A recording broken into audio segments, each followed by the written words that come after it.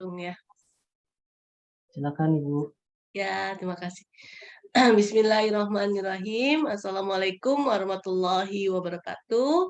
Kepada yang terhormat Bapak Dr. Sparta ya, belum hadir, kan kepada yang terhormat Ibu Vidi ya, kemudian juga di sini ada mahasiswi yaitu Sulasmi dengan NIM 2112211 akan mempresentasikan proposal penelitiannya dengan judul Analisis tingkat kesehatan bank terhadap kinerja keuangan. Sebelum dan semasa pandemi COVID-19, studi empiris pada Bank Umum milik negara tahun 2018 sampai dengan tahun 2021. Oke, untuk Slasmi, untuk judul tidak ada perubahan ya. Slasmi? Tidak ada, Ibu. Tidak ada, oke ya. Ibu akan menyampaikan ini teknisnya. Masih berbentuk proposal ya, jadi belum ada penilaian dari tim pembimbing dan penguji gitu ya. Oleh karena itu nanti simak masukan dari Bapak Ibu penguji ya, yang merupakan nanti masukan yang sangat berarti untuk penelitian Lasmi menjadi lebih baik lagi gitu ya. Kalau ada yang belum dipahami langsung ditanyakan saja gitu ya Lasmi ya. Oke, baik Lasmi, untuk presentasi tidak lebih dari 15 menit. Silakan. Ya. Ya, untuk sebelum dimulai bisa berdoa terlebih dahulu. Lasmi, silakan.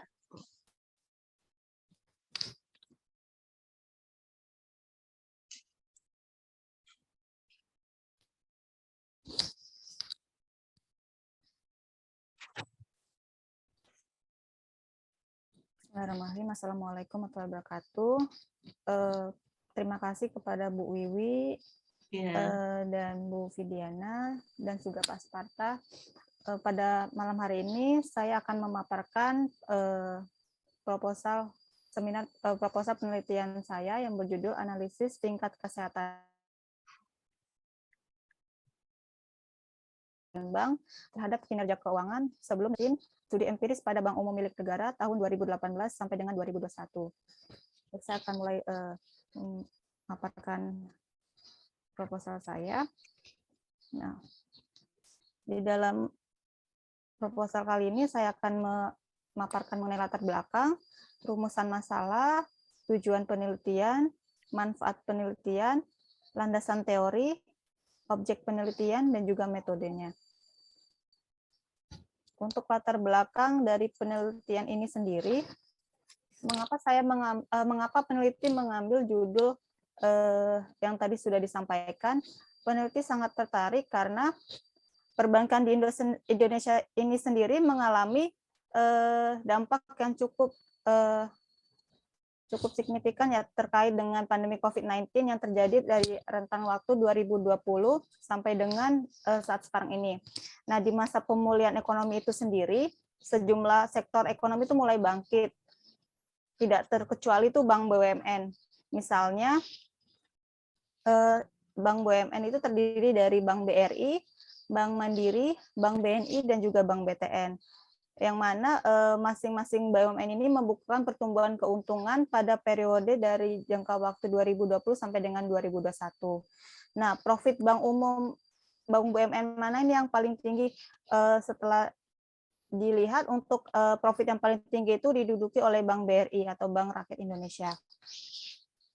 Selanjutnya, jika dilihat dari rasio return on asset pada Bank Umum milik negara, periode dari tahun 2018 sampai dengan tahun 2021, jika dilihat dari gambar ini, Bank BNI memiliki nilai rasio ROA yang paling rendah dibandingkan dengan bank BUMN lain, dengan nilai sebesar 0,50%, yang mana nilai ini adalah nilai yang paling rendah dibandingkan dengan bank BUMN lainnya.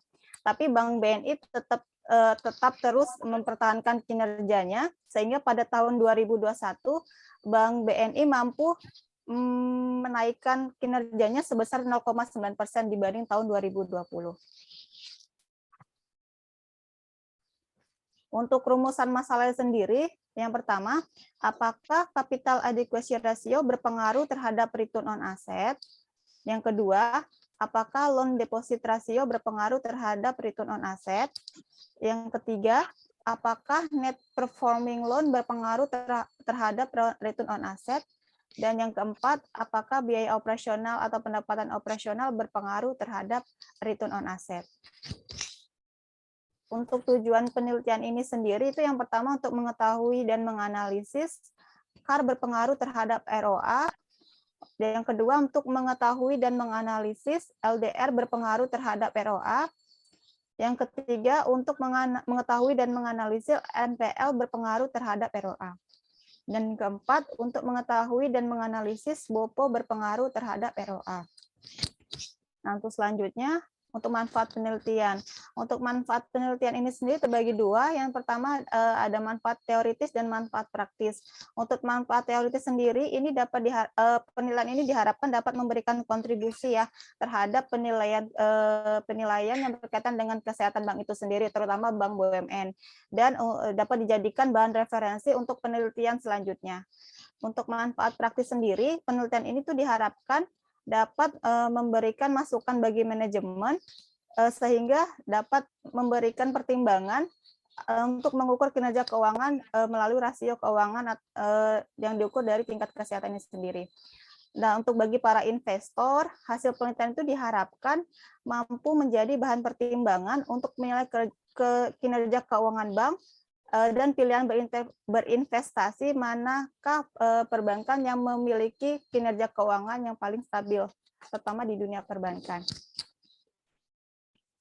Selanjutnya, untuk landasan teorinya. Untuk landasan teori ini sendiri, yang pertama itu teori agensi menurut Jensen dan Meckling pada tahun 1976.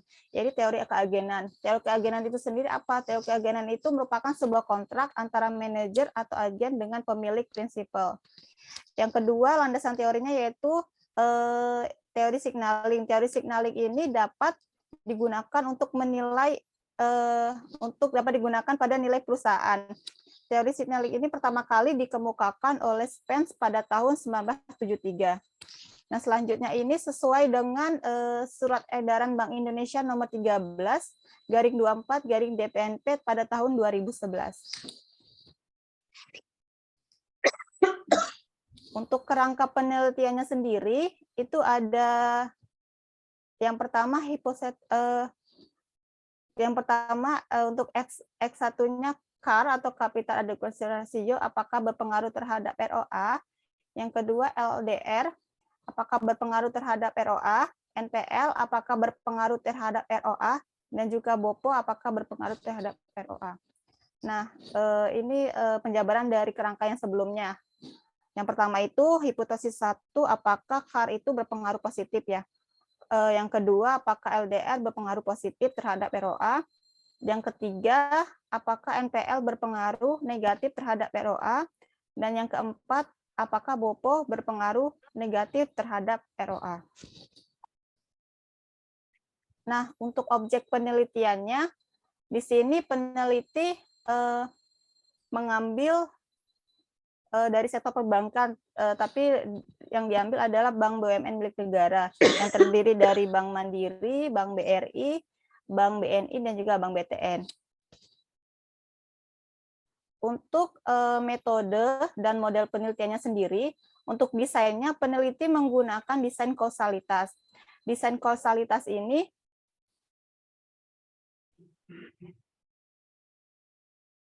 peneliti mengambil desain kausalitas yang diharapkan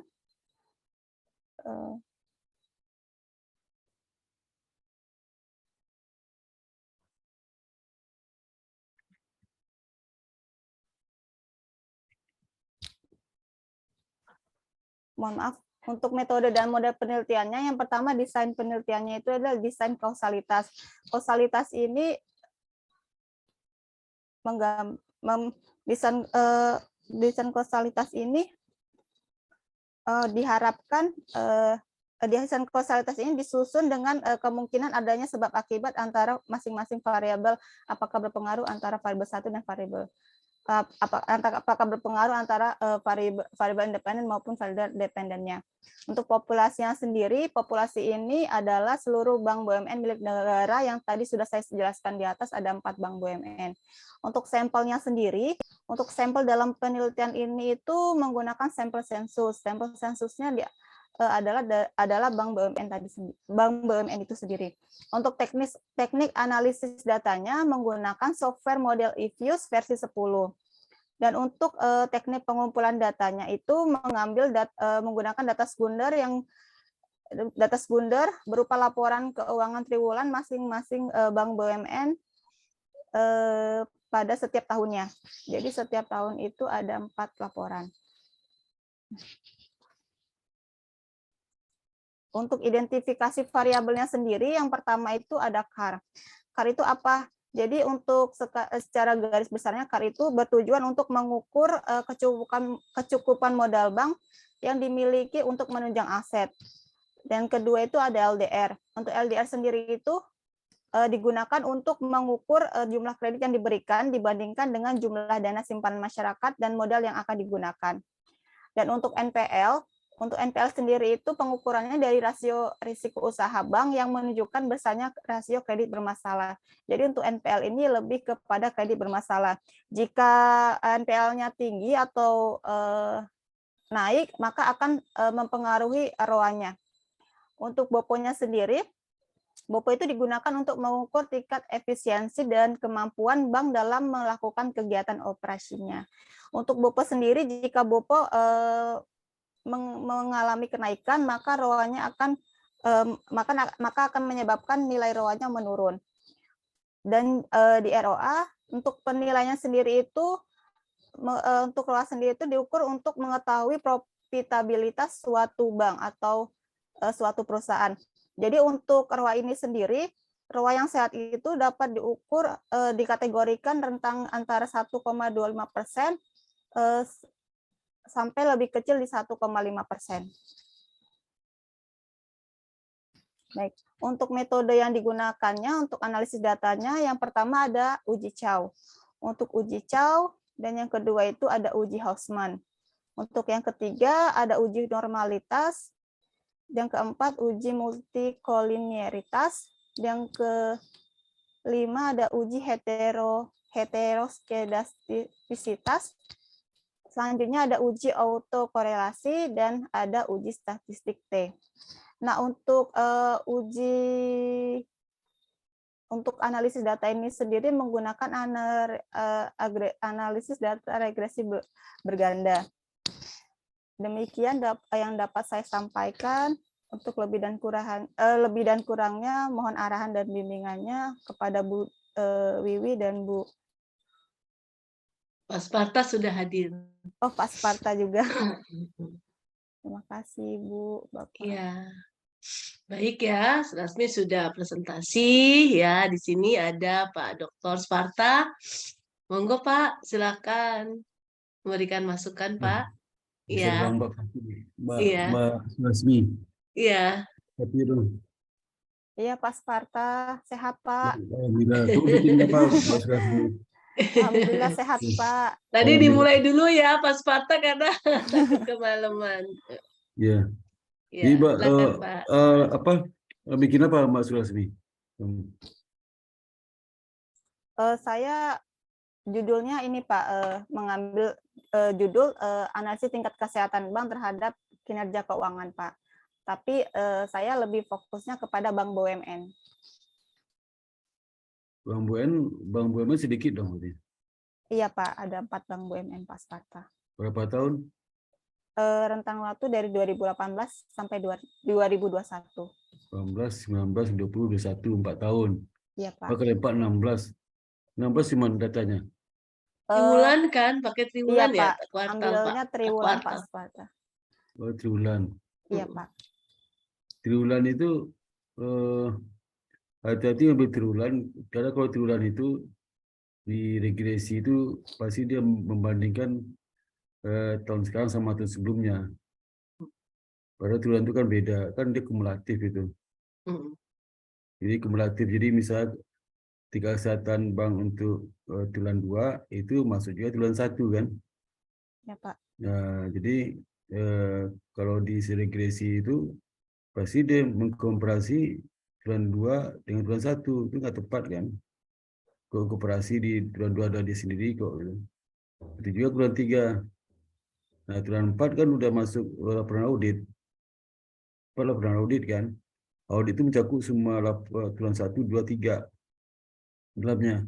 Jadi kalau kamu regresi itu regresi dilihat dia seolah variasi antara 1, 2, 3, 4. Padahal bukan variasi masuk bagian itu. Sama seperti misalnya triwulan 1 10, triwulan kedua 12. 12 itu masuk 10 dalamnya. Bukan berarti naik ya. Gimana tuh hitungnya ya? Bukan naik, malah kesannya turun lah. Kan triwulan 1 10, triwulan 12, triwulan 2 12. Berarti triwulan 2 cuma pertumbuhan. Berarti turun. Tapi kalau diakumulasi sudah naik kan. Itu hati-hati. Jadi mengconfuse hasil regresinya. Bingung gitu ya. Kemudian juga kalau triwulan 3 itu jadi 10, 12, 13. Kesannya kan naik. Padahal nggak naik itu. Padahal triwulan 3 itu 3 cuma. Triwulan 2 3 lagi, 2, triwulan 1 tinggi 10. Karena masing-masing triwulan itu punya cyclical musim berbeda gitu. Jadi membingungkan. Tapi kalau tahunan ya, tahunan itu kan jelas. 1 tahun sekarang sebelumnya bisa recuperasi kan sama 1 tahun. Tapi triwulan susah. Dia akumulasi. Membayang aja kalau 1 tahun itu akumulasi bisa tuh kedua akumulasi tahun 1, tahun ketiga akumulasi tahun ketiga. Itu regresi pasti membingungkan itu ya, membingungkan regresinya. Jadi itu yang hati-hati. Kecuali lihat posisi ya, lihat posisi neraca. Tapi kalau kinerja kan susah. Kinerja itu periode. Jadi kinerja triwulan 2 termasuk kinerja triwulan 1 juga. Nah kita bandingkan 2 dan 1 kan nggak bisa. Ya. Tapi kalau posisi masih inilah posisi aset triwulan 2, triwulan 1, 2, 3 masih ini posisinya. Dan nggak ada masalah. Tapi kinerja itu hati-hati itu ya. Kecuali kamu kalau kinerja itu periode, berarti kinerja periode triwulan 2 sudah dikeluarkan kinerja triwulan 1. Itu masih ini. Tapi kan jadi konjunktur karena masing-masing triwulan itu kinerjanya taman kinerja kan beda-beda. Semusiman gitu. Kalau di perbankan mungkin lebaran itu aktivitas naik, akhir tahun juga naik. Dan biasanya kan begitu. Kalau terkait dengan likuiditas akhir tahun mungkin ada naik atau turun. Stabil triwulan 1, tapi akhir triwulan 2 agak meningkat gitu, itu liburan. Atau biasanya kalau di bank itu akhir tahun itu banyak restrukturisasi, sehingga kesehatannya meningkat. Tapi triwulan 1, 2 nggak ada restrukturisasi, nggak ada. Ya. Atau triwulan 3 macet, triwulan 4 macetnya hilang karena restrukturisasi. Atau karena kan mereka mengejar akhir tahun. Jadi repot kalau di triwulan seperti itu. Ya. Itu aja membingungkan kalau itu. Kalau seandainya melihat misalnya bank sama kinerja keuangan untuk bank BUMN ya, bank BUMN itu kan tidak ada variasi itu, ya sebenarnya kan 4 terus sedikit sebenarnya objeknya itu sedikit. Jadi BUMN itu kan polanya bersama, dan juga kalau 4 itu yang paling besar kan BRI asetnya, yang kedua Bank Mandiri, yang ketiga BNI ya, BNI, yang keempat BTN, yang kelima BSI kan. Kalau masuk BSI, kalau BSI masuk nggak Masuk, Pak. nggak masuk, kalau bukan BUMN. Jadi 4 itu. Jadi kalau BTN kan nyumplang banget dengan Mandiri itu, ya, dengan BRI kecil kan, BTN kecil, ya. Dan agak aneh aja, variasi nggak gitu banyak sebenarnya. Walaupun kamu bilang triwulan, malah mengkonfuse kan, bingung gitu itu sebenarnya. Jadi ya kalau hasil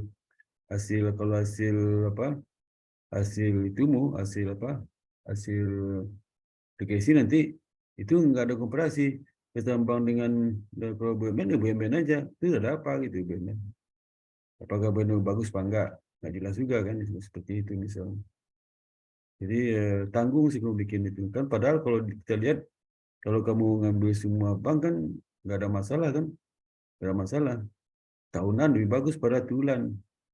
Pak ini kan sampelnya 4 kali 4 16, 4 kali 4 16 kan 4 bulan 4 tahun 16 cuman kan 4 bank ya 4 bank dikali 4 kan 16 sudah cukup minimal 30 kan observasinya nggak cukup kan 30 minimal sampel yang kalau di bawah 30 berarti dia menggunakan apa pasti nggak normal tuh ada itu ada menggunakan metode lain dalam statistik itu ekonometrik.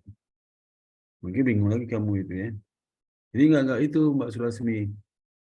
Ya, kamu agak apa tanggung sih ya kamu. Ya, tanggung banget. Kalau tidak kamu untuk yang ke publik lah 30. Kalau ini 30 bank gitu publik. Ya. Pokoknya kalau penelitian tentang kesehatan bank untuk BUMN saya nggak ada artinya. Nggak bisa, nggak ada manfaatnya juga itu ya. Sedikit datanya. Jadi kamu ambil berapa ya? 10 tahun, 10 kali 4, 40 cuman ya. 40, 10 tahun 40 cuman. Kalau 10 tahun kan nanti ada beberapa data yang cut off karakteristiknya beda. 10 tahun apa itu? Dari 2010 ya sampai 2012 nggak ada masalah sih. 2011 itu kan nggak ada masalah ya. Itu. Kalau selama COVID kan bank itu kinerja nggak gitu terpengaruh karena kan dilindungi dari OJK. Ada sih naik tapi naiknya nggak gitu. Apa turun NPL-nya tapi nggak gitu signifikan turunnya. Nggak gitu banyak turun sih tapi nggak banyak. Bisa dilakukan aja. Ya. Itu sebenarnya. Jadi kalau saran saya sih jangan BUMN deh ambilnya. BUMN. Ya. Cuma 4 doang, 4 kali 4 16. Kamu studi kasus seperti itu. Kalau regresi nggak bisa itu ya. Studi kasus kamu ada analisa laporan keuangan, analisa kesehatan yang studi kasus. Kalau ada kesehatan ini bandingan ini, kenapa bandingan ini lagi. Di 4 bank itu mana bagus kesehatan banknya. Tapi nggak regresi, deskriptif aja.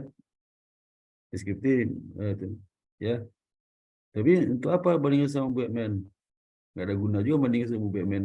Ini bank pemerintah kan. Bank pemerintah kan, ya nggak boleh. Jadi nggak bisa mencerminkan kondisi bank secara umum lah BUMN.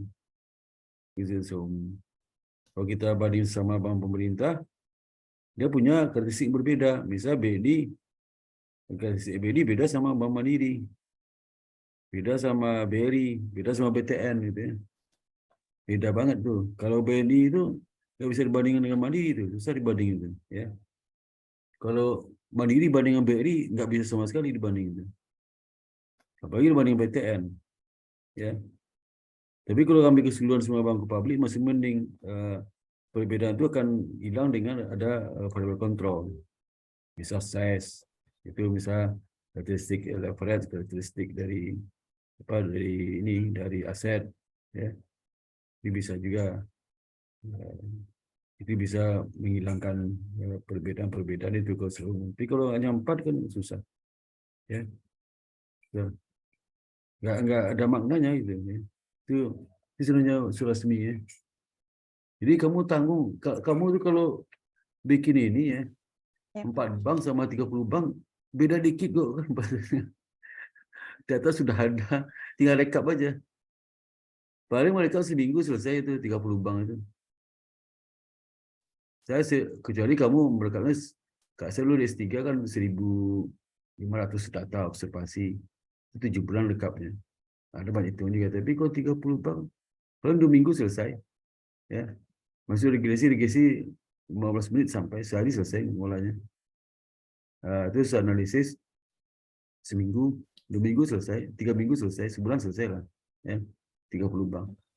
Tapi 4 bank sama aja kamu kerja malas itu. Ya sudah. Coba deh pikir lagi deh. Awalnya Karena yang kamu bikin ini kan udah sering dipikir orang lain nih ya. Setelah dibikin orang lain, kamu sampai kamu kurang lagi, nggak ada artinya gitu. Ya, ya Sulasmi ya. Coba dengan Awalnya, pikir, Hah? iya Pak, awalnya pengen lebih fokus ke Bank BUMN Pak. Iya, BUMN itu untuk apa? Kamu regresi masa gitu sih 16 observasi cuman. Untuk apa gitu. Nah, kalau deskriptif ya bisa deskriptif aja nih. Deskriptif boleh lah. Deskriptif bandingin likuiditas gimana, ini mana, masing-masing bandingin. Bikin yang grafik, bikin diagram chart SPI-nya. Chart SPI-nya itu bikin, bandingin. Deskriptif aja. Ya. Regresi diketahui sama orang lain nanti itu. Ketahuin nanti itu. Ya. Nggak bisa juga dipublikasi, nggak bisa itu. Ini deskriptif aja. Ya. Itu Sulasmi. Kalau pengen cepat lulus, ngapain 4 bank, 1 bank aja. 1 bank aja mandiri. Kamu analisis kesehatan mandiri sejak tahun 2021. Kenapa dia sehat, kenapa? Udah kasusnya Bank Mandiri 1. Ngapain 4 bank? Tanggung sih, tanggung kamu kerjanya. Itu sekalian aja cepat ya. Mandiri atau BRI saja. Atau BTN saja gitu. Karena 4 bank itu bisa dibandingin sih, beda-beda sih ya. Beda-beda karakternya. Ya itu Sulasmi ya. Baik Pak. Jadi kalau jadi Izin, gini, Pak 4, Sparta. ya. Jadi gini kan Lasmi ini kerja di BTN di Bank Tabungan Nah, Negara. kenapa nggak BTN ngambil? Nggak BTN ngambil. Kalau bank tuh kerja Iya, malas tuh. ada fenomena lah sekarang kan BTN ya kinerjanya kayak sedikit ini ya Pak ya turun ya dibanding apa bank-bank umum lainnya. Nah dia berpikir saya kayaknya lebih kepada bank umum gitu ya, bank umum milik negara ya Pak. Tapi memang kalau 4 tahun kan sedikit banget. Saya bilang coba triwulan gitu kan. Gua Jadi kan cuma triwulan. 16 cuma Bu. Kan cuma 16 Iya, bulan sampai minimal 30 kan. iya. Kan 16 lebih 4 kecil lagi. 4 itu kali dia 4 tahun kali 4 ya Dan Pak ya, 16 4 ya. kali 16 kali, iya. 16 Kali kali 4 4, kali 4 lagi kan Pak banknya ya. 4 lagi. Tapi kan nggak ada maknanya Bu. Turunan itu nggak bisa sulit deh. Oh, Terus datanya saya nggak tanya bagus. tadi, ini kan kalau ketika setan bank kan kumulatif. Kinerja kan, kinerja Ya. kumulatif kan, kinerja. Dia bukan kinerja. Agak repot. Tadi saya bilang kalau kinerja triwulan 3 termasuk kinerja triwulan 1, 2 juga. Kalau regresi kan dibandingkan ya pada si regresi itu nggak melihat bahwa kalau keturunan dianggapnya kalau triwulan itu berarti 3 bulan padahal kan enggak. Sama kalau kita beregresi setahun kan regresi itu lihat setahun berarti kan setahun 1, 2, 3 kan berpisah sendiri nggak ada kumulatif. Nah, kalau dia itu kesehatan triwulan, nah itu ngaco sih. Pasti bingung sih. Iya. Ya, bisa contoh tadi contoh lah, misal kinerja tahun tahun triwulan 1 10, kinerja triwulan 2 12. Di regresi anggap 2 itu naik kinerja dibandingkan tahun 1 triwulan 1 kan enggak. Kalau triwulan 2 itu kinerja turun dong. Cuma 2 naiknya sekarang triwulan 1 10. Itu tambah ke 12. Tapi di regresi menganggap triwulan 2 itu 12 berarti dianggap naik. Ya ngaco, Bu. Berarti nggak Bu? Iya, iya. Jadi agak aneh gitu ya. Agak aneh. Jadi hati-hati. Kalau seandainya posisi nggak apa, misalnya inflasi 1, 2, 3 itu bisa dikatakan bisa inflasi triwulan 2 10%, inflasi triwulan 1 10%, berarti dianggap naik. Tapi kalau akumulasi kinerja kan agak hati-hati itu. Nggak bisa kecuali dia pengen kinerja triwulan 3 dikurangi kinerja triwulan 1, 2 dalam kinerja 1, 3 dikurangi. Kalau dikurangi tadi konjungtur karena masing-masing triwulan itu beda-beda adanya. Siklusnya beda-beda. Misalnya triwulan 1 naik, triwulan 2 turun. Ada polanya sama setiap tahun. Lebih kacau lagi sehingga regresi kalau karuan. Itu aja yang saya itu. Jadi agak repot sih ya. Ya kalau seandainya kalau cuma sedikit itu ngapain? Kalau mau ke BTN, kalau dimasukin itu BTN hilang loh Bu. Jadi masuknya regresi ke 4. Regresi kan nggak menggambarkan BTN lagi, gambar 4 bank. Untuk 4 bank bukan 1 BTN. Iya, iya, iya. Nah, repot Ya jadi. makanya Jadi aku mau iya. lihat kondisinya Ya, Rio dengan kalau lihat kondisi PTN di masa irigasi, PTN hilang Bu, udah dicampur. iya, Kalau kondisi iya PTN, udah dicampur. Iya udah itu dicampur. hilang PTN nggak ketemu itu kalau hanya pindah ke PTN. Mm-mm. Maka dalam melihat fenomena, hati-hati itu fenomena itu sebenarnya kalau saya lebih cenderung makro, karena kadang kita selama ini fenomena mikro itu nggak nyambung sama sekali itu. Maka saya lihat dalam diskusi kita ya, itu fenomena mikro sih, padahal kita makro nih ya. Kalau saya, karena saya S3 saya ilmu ekonomi perbankan ya, lebih itu ya. Iya. Kalau pikir makro saya itu lebih kuat ya. Jadi aneh aja kalau di akuntansi itu lihat fenomena kok mikro sih ya. Satu bank, Mm. satu perusahaan itu nggak tepat sama sekali itu. Karena kita meregress makro. Kecuali kecuali gini, kecuali dia studi kasus. Fenomena ada kasus lain, boleh lah, mungkin bisa seperti itu. Ya. Tapi ini kan enggak. Nah, ini enggak makro, enggak mikro juga nih. Makro enggak, mikro enggak. Ya. Jadi sebab tanggung. Jadi Sulasmi, kalau kamu itu kan berapa itu? 4 kali 4 kali 4, 16 kali 4, 46. Kan mending kamu ambil aja semua BUMN tapi 4 tahun atau 2 tahun masih COVID aja. Itu sama aja. Jadi kamu lihat BTN, jadi gini loh. Kamu alasan karena BTN kerja seperti itu. Kamu regresi, ya nggak nyambung lah ya, nggak ketahuan BTN-nya ada campur itu, ya. Makanya fenomena BTN nggak nyambung dengan regresi kamu lakukan, ya. Itu so what gitu ya. Jadi kalau regresi itu apakah menggambarkan BTN nggak juga. Jadi kamu mesti kasus BTN, ya. Tapi kalau melihat rata-rata industri ya, industri bisa BTN sekarang kerja turun, industri turun nggak? Stabil berarti BTN kacau tuh fenomenanya. Tapi kalau kondisi turun, BTN turun, apa nggak ada masalah kan? Masalahnya apa gitu? Terus industri turun, BTN turun, ya nggak masalah dong, ya. Yang masalah industri, bukan masalah BTN aja. Masalah industri itu apa masalahnya, kecuali industri naik, BTN turun. Nah, itu satu yang jadi fokus perhatian. Kenapa BTN turun? Pada industri naik dia turun. Tapi industri semua turun, dia turun, kan nggak ada masalah. Bukan masalah BTN, itu masalah makro, ya. Masalah industri, masalah industri udah bicara makro tuh, ya. Bagi yang di campur bank sebelumnya turun, BTN turun, nggak ada masalah dong, ya. Itu Sulasmi. Jadi kalau kamu melihat fenomena, ya lihatlah kondisi makro. Kondisi makro BUMN. Turun kesehatannya. Kalau turun, dia turun juga, nggak ada masalah dong, ya. Nah, tapi masalah muncul pada saat kondisi makronya turun, dia naik. Oh, itu hebat kan? Kenapa BTN lebih hebat pada lain? Kenapa? Tapi semua bank itu naik semua, BTN naik semua, kan nggak ada masalah. Nggak masalah. Masalah di mana? Semua naik semua kok, ya. Kamu lihat hanya BTN doang ya, BTN doang. Apa itu pun Sulasmi pakai studi kasus, ya. Kan melihat BTN aja. Nanti dibanding industri. Bagaimana kinerja BTN dibanding industri, ya. Nah, misal Mbak Sulasmi lihat, misal kesan banknya kan itu beberapa poin, beberapa peningkatan ya, likuiditas ya, kinerja dan sebagainya, kesan bank itu, risiko, NPL. Nah, masing-masing dikompilasikan BTN dengan rata-rata industri bank BUMN. Jadi semua bank BTN rata-ratakan, nanti rata-rata pembanding bagi kinerja bank BTN. Nah, ketahuan di situ apakah kinerja BTN, kesehatan BTN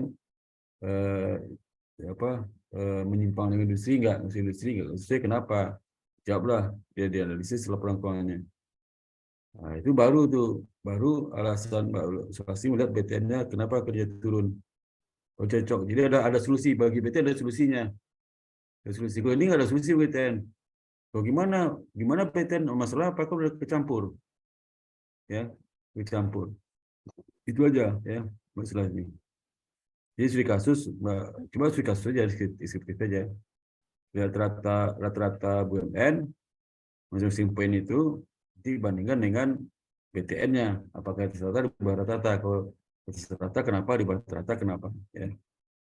Kalau kenapa, apa aja solusi ke jalan keluarnya? Kalau saran kepada masukan kepada manajemen BTN gitu ya. Yang jelas kalau dia itu beda, jelas kan bisa bandingin. Contoh gini, kita bandingin Mandiri, dia bukan bergerak di bidang KPR, nggak bisa kita bandingin. Kalau BNI nggak juga KPR, ada KPR tapi nggak banyak. Kalau dibandingin dengan BRI, yang nggak bisa. BTN dibandingkan BRI, dibandingkan dengan Bank Mandiri, bukan BRI, nggak bisa, nggak nyambung juga. Pasti ini masa KPR nih. Kenapa? Kenapa kinerja BTN turun? Karena masalah banyak PHK, banyak KPR macet, ya kan? Banyak KPR itu banyak masalah. Masalah itu nggak ditemukan pada Bank Mandiri, pada BRI nggak ditemukan. Apa mau dibandingkan kan? Masalah itu nggak ditemukan di Bank Mandiri, nggak ditemukan di BNI, nggak ditemukan di BRI, nggak ditemukan gitu. Karena mereka nggak KPR, ya. Nah, itu repotnya Mbak Sulasmi, kalau Mbak Sulasmi itu. Jadi sulit juga. Mending BTN sendiri, ya. BTN dibandingkan kondisi makro. Kenapa misalnya nilai turunnya? Karena tiap penggunaan meningkat. Data statistik, ya. Banyak PHK, KPR yang subsidi pasti hancur. Sektor formal kan sulit. Tapi diprediksi untuk ke depan akan bangkit lagi. Sehingga solusi bagi BTN apa? Diberikan relaksasi bagi debitur KPR yang subsidi. Selama masa COVID 3 tahun terakhir ini diberikan relaksasi, sehingga dengan melakukan penundaan pembayaran, ya jangan dikasih denda, kasihan lah, ya. Dengan harapan nanti membaik. Jadi untuk relaksasi berakhir sampai akhir tahun 2022, 2023 nggak lagi. Kalau masih itu mereka nggak ada maaf lagi itu, seperti itu. Jadi 3 tahun itu ditangguhkan, bisa dicicil untuk periode berikutnya. Itu solusinya, ya. Saya melihat kondisi yang ada, ya. Nanti bisa masuk lagi. Jadi masalah DPT bisa selesaikan seperti itu. Nggak usah banyak simpelnya skripsinya, ya. Nggak usah detailnya. Mungkin 40 halaman nggak apa-apa kalau seperti itu, ya. Saya yakin BTN pasti masalah KPR tuh, ya, masalah KPR. Benar nggak? Masalah kerja BTN kan? Iya, Pak. Pasti masalah KPR tuh. KPR terkait dengan banyak PHK. PHK kita tuh banyak loh, tapi nggak diekspos, ya. Banyak loh, itu kapal bersubsidi kena dampaknya tuh, ya. Kan kalau PHK itu orang-orang yang beli kapal subsidi rata-rata, ya. Rata banyak banget tuh. Wah, itu kalau BTN ambil perumahan kapal subsidi, banyak beli itu apa, pakai pabrik, ya. Kayak cicilan cuma 700.000 ya, pakai pabrik itu tipe 21 tanah 60 kan. Satu, itu mereka paling kena dampaknya. Paling kena dampak sekali, kena itu dampaknya. Dan jumlahnya ribuan tuh, ya. Mungkin ratusan ribu ya. Di semua daerah kena, nggak hanya Jakarta aja, nggak Tangerang aja, semua daerah. Kan kapal subsidi itu banyak sektor informal di situ, ya, pedagang, pegawai buruh, ya, pegawai rendahan, pegawai honor kontrak. Nah, itu banyak mengambil kapal subsidi. Kalau dia tuh gaji 10 juta ke atas nggak mau ngambil kapal subsidi, ya. Di 15 juta ke atas nggak mau ngambil subsidi. Kalau subsidi itu, saya punya rumahnya di kapal subsidi itu. Saya lihat lingkup rumah kapal subsidi itu rata-rata middle ke bawah, ya, satpam, ya, itu banyak itu. Satpam, penjaga toko, pokok buruh ada juga tuh, ya. Gue pakai pabrik, pokoknya pakai pabrik, kalau jual TV pakai pabrik banyak, ya. Nah, itu yang kena dampak PHK mereka itu, ya, mereka itu, ya. Maka berarti harus punya kebijakan bagaimana melindungi mereka dari dampak COVID, ya. Memberikan keringanan dalam bentuk penundaan pembayaran, jangan dikasih denda, jangan diancam-ancam mereka, ya. Kasih penundaan, berikan penundaan 3 tahun, nanti tahun depan mereka boleh cicil, mungkin 2 tahun setelah itu boleh cicil. Nah, yang tahun ini bisa cicilan seperti normal, tapi yang penundaan 3 tahun itu dibanding cicilan berikutnya. Seperti itu harus jangan keluarnya. Kalau di BTN, kalau mau selamat, ya, karena sama hancur, itu hancur, BTN juga hancur, ya. Itu kalau saya direktur BTN mesti jangan keluarnya, ya. Itu kalau gitu silakan Mbak Sulasi bikin bagus tuh, ya. Simpel aja, ya. Itu aja Mbak Wiwi ya. Boleh silakan. Iya, iya, ya, nanti kembali ke Lasmi ya. Tadi yang arahan Mbak Pasparta sih tepat gitu ya, Mas Mia. Apa mau Iya, Pak. Oke, Bu. ditambah dengan bank konvensional aja Lasmi gitu. Ya. Atau gimana? Silakan. Silakan Lasmi. Iya, ya Bu. Baik Pak Sparta, kalau seandainya untuk studi kasus Bank Tabungan Negara, apakah menggunakan regresi triliuner juga Pak? Nggak perlu. Deskriptif aja. Jadi secara gini caranya. Kamu hitung rata-rata industri BUMN. Bisa kamu melihat kesehatan di sisi tingkat kesehatan kreditnya. Kalau 4 bank itu selama 4 tahun itu berapa rata-ratanya? BTN berapa? Bandingin BTN. Ya, industri, dalam hitungan industri BTN masuk juga ya, 4 bank masukin. Itu bandingin BTN. Jadi lebih rendah. Kenapa rendah? Ya. Kenapa itu dalam kamu analisiskan lihat dampaknya apa? Misal dari kredit itu ada beberapa jenis kan di BTN itu. Di BTN itu ada kredit yang tanpa subsidi, ada kredit KPR yang subsidi, ada yang TPA ini kamu breakdown data itu kelihatan yang mana kredit masalah itu ada di mana, apa di KPR, subsidi, non subsidi bisa juga yang non subsidi bisa kena karena itu banyak pemerintah atas ada PHK, banyak PHK, mereka yang gaji 30 juta banyak PHK juga sebulan, banyak PHK itu kan tidak hanya buruh aja, mereka banyak PHK tapi jumlah kan sedikit, cuma nggak sebanyak yang KPR subsidi, jadi banyak banget tuh ya.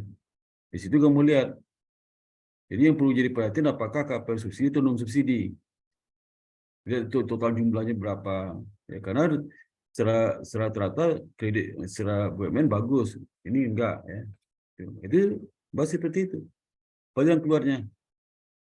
Ada nggak kebijakan BTN yang untuk melindungi kepentingan Jodoh? Enggak. Kalau nggak ada gimana? Ya. Jadi kamu bisa aja fokus analisis studi kasus kinerja KPR di BTN, udah analisis studi kasus kinerja KPR BTN. Ya. Dan dikaitkan dengan kinerja perbankan kinerja keuangan BTN sendiri, atau judulnya kinerja KPR dan kinerja KPR performa kredit BTN, dan kinerja keuangan BTN ya. Nah, analisis itu nanti pembandingnya itu industri perbankan ya, yang BUMN aja. Yang itu banding juga industri secara keseluruhan bank-banknya ada, bank pabrik aja, yang bank pabrik juga sama. Ada nggak data di OJK itu ada loh, OJK itu data industri ada, industri yang untuk yang BUMN saja ada, ya. Ada, kamu usah hitung lagi itu. Untuk yang industri perbankan semuanya ada, yang perbankan bank umum ada, BPR ada, ya data industri untuk untuk ini Bank Syariah juga ada. Kalau mau bandingin semua, ya kalau mau. Itu banding itu untuk melihat early warningnya. Tapi kenapa itu penting kamu analisis ya? Kenapa? Kamu tahu juga data makronya, data inflasi, GDP untuk sebagai pembanding aja. Bagaimana GDP selama 4 tahun terakhir, inflasi 4 tahun terakhir, ya. Tapi ngomong nggak regresi ya, selasmi ya. Oke, regresi, ngapain regresi? Ya, regresi itu minimal atas 30. Regresi gimana sih? Bisa regresi lah, ya, deskriptif aja. Jadi skripsi itu nggak mesti regresi, nggak ada hubungan regresi, tergantung posisi kasus ya, nggak usah. Kalau sedikit nggak perlu regresi, oke deskriptif aja, ya. Ya, Pak. Resmi ya, itu cepat tuh ya. Tapi kamu orang BTN, posisi kasus di BTN, ya nulis cepat, lancar nulisnya, resmi ya, lancar nulisnya. Ya kecuali kamu BTN habis studi kasus mandiri, janganlah ya. Nggak nyambung dia. Itu aja bikinnya studi kasus aja. Ya. Terserah kamu ambil topik mana. Kalau saya Betino bermasalah itu apa? Bermasalah Betino apa KPR aja topiknya. Apa topiknya ya? Udah lebih simpel lagi masalah. Tapi kamu lebih dalam bahasnya ya. Di breakdown data KPR itu pada jenis-jenis KPR ya. Di breakdown lah. Jadi kamu lebih tajam analisis walaupun simpel tapi tajam analisisnya. Ada solusinya enak tuh, ya bagus tuh sih. Ya. Ya kalau kerja di bank kan, kalau di bank tuh kalau saya dulu kan pernah di bank juga, kalau analisis masalah itu bisa tebal sama analisis dalam sekali. Bisa 30 halaman, 40 halaman analisisnya. Walaupun masalah cuma sedikit kecil, tapi kalau kita di praktek itu harus detail ya. Detail lah. Ya. Itu aja Sulasmi ya. Deskripsi itu. Itu ya Mbak Mbak Sulasmi ya. Ya, Terima kasih baik, Mbak Pak Wi. Sparta. Ya. Iya, terima kasih Pak Sparta. Nanti dipertimbangkan ya Lasmi ya. Itu kita Baik, Bu. diskusi ya. Oke, masukan Pak Sparta bagus ya, bisa menjadi pertimbangan Lasmi nanti apakah kita studi kasus atau Lasmi mau tetap dengan regresi yang merubah banknya menjadi bank konvensional ya. Ya, bukan bank Baik, Bu. umum milik negara saja biar sampelnya nanti memenuhi ya. Baik, Bu. Oke, silakan Bu Vidi, monggo Bu. Ya. Silakan Bu Oke, Vidi. terima kasih Bu Wiwi. Ya, sesuai dengan yang udah disampaikan sama Pak Sparta, saya juga tadi agak ini ya Pak ya, benar ya, cuman 4 bank, jadi urgensinya nggak kelihatan. Lagian kalau dilihat kesehatan bank, ini BUMN, kalaupun dia rugi kan dia ada backup pemerintah di situ. Jadi ibaratnya urgensinya kurang gitu. 4 bank, kalau misalnya kalau kita lihat ini jadinya kayak sampling jenuh ya. Jadi semua populasi itu jadi sampel gitu.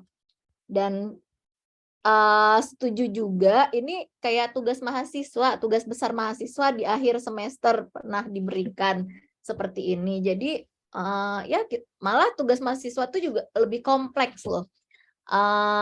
Bank konvensional juga masuk gitu. Jadi ada komparasinya. Nah, jadi kalau memang tadinya sih saya sarankan gantilah bank umum konvensional. Tapi karena background kamu adalah dari BTN, jadi akan lebih baik kalau studi kasus. Ini pertimbangannya juga untuk mempercepat penyelesaian skripsi juga. Karena kenapa? Datanya bisa kamu dapatkan akses lebih gampang. Terus juga kamu bisa mengangkat isu lah terkait misalnya KPR atau dulu tuh ada tabungan Batara namanya. Ya, jadi itu kan produk-produk andalan BTN, ya kan? Nah, sekarang kan dia udah kayak ditinggalkan sama masyarakat nih. Nah, apa? Itu bisa kamu analisa. Jadi nggak harus regresi. Kalau studi kasus kamu bisa secara kualitatif, kan berarti data primer ya kamu angkat di situ. Atau kalau misalnya berdasarkan mau kuantitatif bisa wawancara responden. Ambil aja kan kamu nih di BTN Pusat atau mana? Di Harmoni, Bu. Oh, di Harmoni Pusat ya. Nah, kalau punya relasi mungkin bisa diambil dari berapa cabang yang ada di Jakarta ya. Nah, kan pasti kalau pusat pasti aksesnya untuk ke daerah Jakarta aja ada 4 daerah Jakarta mungkin bisa diakses gitu. Jadi hasil skripsi kamu nih jadi berarti ada meaningful-nya di situ. Paling enggak kontribusi untuk institusi tempat kamu bekerja gitu. Jadi kalau misalnya 4 gitu ya, terus kemudian yang dia analisa itu juga yang kayak BOPO, LDR, terus apa CAR itu udah terlalu banyak dan peneliti terdahulu pun jauh lebih kompleks gitu. Jadi nanti diskusi aja mungkin sama Bu Wiwi karena ini ya nggak ada seperti yang Pak Sparta bilang juga tadi terhadap dampak pandemi dan before pandemi atau during pandemi itu kalau bank itu kan kayaknya dia juga ada aturan dari OJK ya, apalagi ditambah dengan kebijakan relaksasi kredit itu, jadi ya mereka untuk menjaga rasio-rasio mereka juga. Nah, gitu. Jadi akan lebih baik kalau misalnya memang kamu kalau memang mau BUMN ya ambillah tempat BTN, tempat kamu bekerja. Jadi lebih banyak manfaatnya dan bisa kamu gali lebih dalam gitu.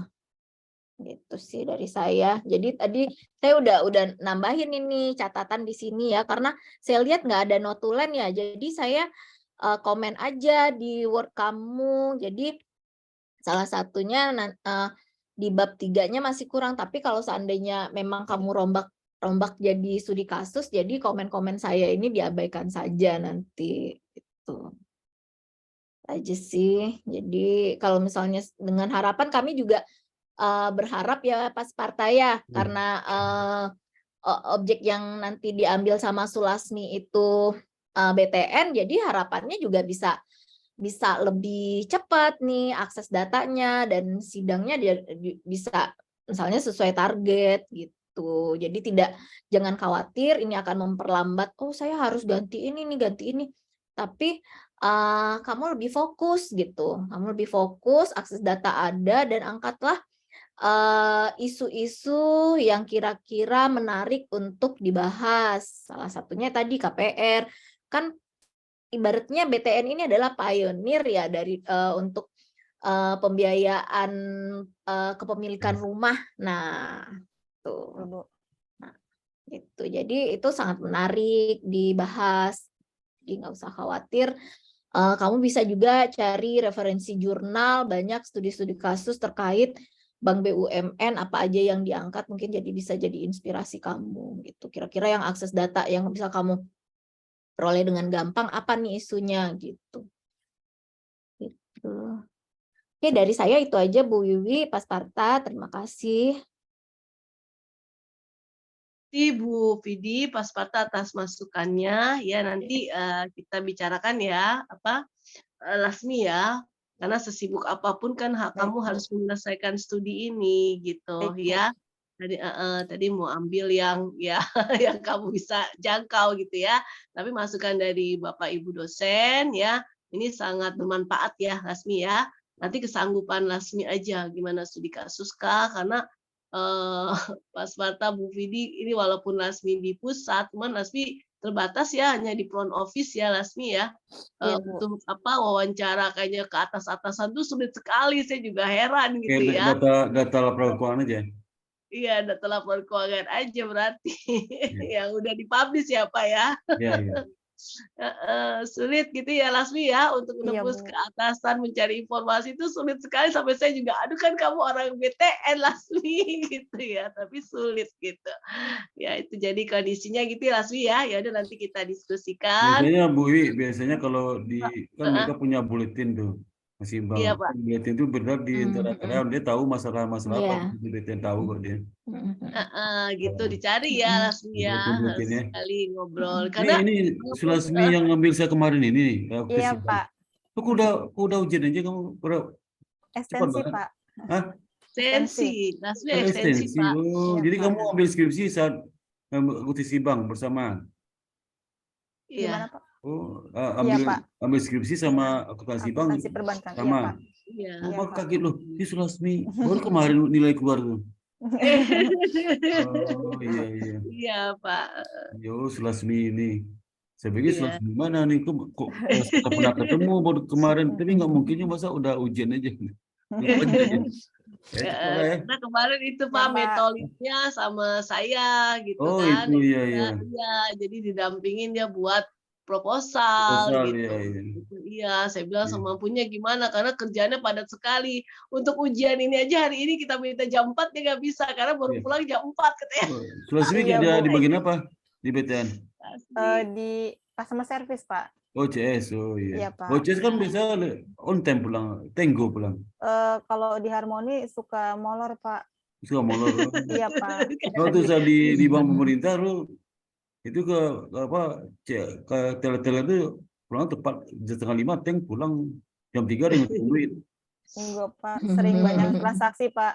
Oh, sekarang mungkin udah beda ya. Iya, Pak. Sekarang cepat gitu ya. pakai target ya, Lasmi ya, ada Iya, targetnya Bu. ya. Target mingguan, bulanan, Bu. Jadi teman-teman kamu ambil Sibang sama saya itu udah ujian semua sekarang. Teman-teman yang ambil ikuti Sibang sama saya udah ujian semua. Mas Sigit udah, Pak. Hah? Mas Sigit, Pak. Meski udah selesai skripsinya. Baru sempro juga, Pak. Sempro Minggu siapa lagi sempro? pertama.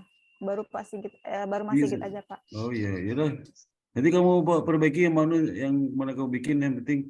Tapi jangan regresi lah ini ya, jangan regresi. Kalau Ya, kamu bikin laporan kan dia studi Iya. kasus aja ya. Studi kasus ya. Yang saya kasih tahu tadi, Baik, Pak. jadi Pak dan Ya, Meskipun Mbak Vidi sama saya itu hampir sesama lah, mirip lah. sama, iya. Oke, baik ya, Pak Sparta, Bu Iya, Vidi, iya. terima kasih banyak atas waktunya sudah memberikan masukan yang sangat bermanfaat bagi skripsi Slasmi ya. Slasmi sudah menjadi catatan ya. Nanti kita diskusikan bersama dan juga nanti bisa dihubungin para penguji gitu ya, Lasmi ya. Baik, Bu. Mbak Ulan, kita akhiri ya, Mbak Ulan. Mas Untung, pertemuan kita hari ini ya. Oke, baik, saya tutup dengan ucapan Alhamdulillahirrahmanirrahim. Terima kasih kepada yang terhormat Bapak Dr. Sparta dan Ibu Vidiana serta Lasmi, Bapak Untung dan Bu Wulan.